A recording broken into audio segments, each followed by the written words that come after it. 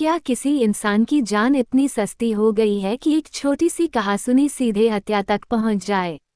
9 अप्रैल की सुबह बिहार के अररिया में एक साधारण सी बहस ने ऐसा खौफनाक रूप ले लिया जिसने पूरे सिस्टम पर सवाल खड़े कर दिए। एक तरफ रवि, एक पिकअप ट्रक ड्राइवर जो रोज की तरह अपने काम पर था। दूसरी तरफ नबी हसन, उसी इलाके का रहने वाला।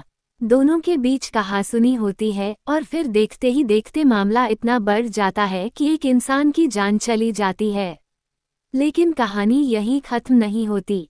गुस्साए भीड़ इकट्ठा होती है और जिस व्यक्ति पर आरोप है उसे कानून के हवाले करने के बजाय खुद ही सजा देने लगती है। पीट पीट कर उसकी भी जान ले ली जाती है। अब सवाल ये है, क्या ये न्याय है या फिर भीड़तंत्र का खतरनाक चेहरा?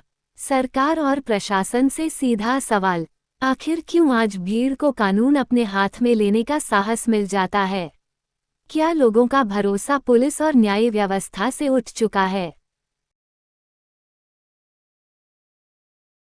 जिंदगियां बच सकती थीं। सोचिए उस परिवार के बारे में। रवि के घर में मातम पसरा है, एक कमाने वाला चला गया। नबी हसन के परिवार में भी वही दर्द है, भले आरोप था, लेकिन क्या उसे कानून के तहत सजा नहीं मिलनी चाहिए थी? सबसे बड़ा सवाल, अगर हर गुस्साई भीड़ खुद फैसला करने लगे तो फिर अदालतों और कानून का क्या मतलब रह जाएगा? इस घटना का असर सिर्फ 2 परिवारों तक सीमित नहीं है, ये पूरे समाज को डराता है। ये बताता है कि गुस्सा और अफवाहें कितनी तेजी से इंसान को हिंसक बना सकती हैं।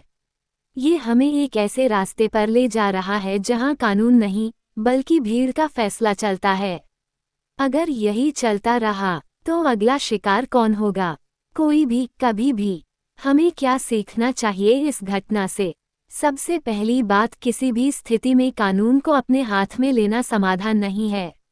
दूसरी बात, प्रशासन की जिम्मेदारी है कि ऐसी घटनाओं पर तुरंत और सख्त कार्रवाई हो ताकि लोगों का भरोसा बना रहे। तीसरी बात, समाज के तौर पर हमें खुद को रोकना सीखना होगा, क्योंकि एक पल का गुस्सा जिंदगी भर का पछतावा बन सकता है। और आखिर में आपसे सवाल, क्या आपको लगता है कि हमारे देश में भीड़तंत्र बढ़ रहा है? क्या कानून का डर कम हो गया है? ऐसी घटनाओं को रोकने के लिए क्या सख्त कदम उठाने चाहिए? आप क्या सोचते हैं?